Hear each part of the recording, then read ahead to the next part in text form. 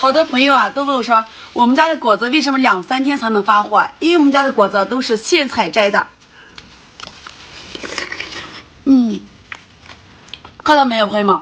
你们收到货呀，果子就跟我手里拿的是一模一样的，特别的新鲜，黄皮黄肉的，收到就能吃。果子摘好了，我们去打包发货。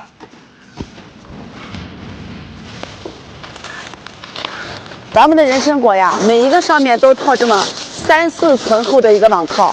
这个网套呢，它可以更好的包裹这个人参果，在路上的过程中呢，防止磕磕碰碰。看，这就是我们家果子。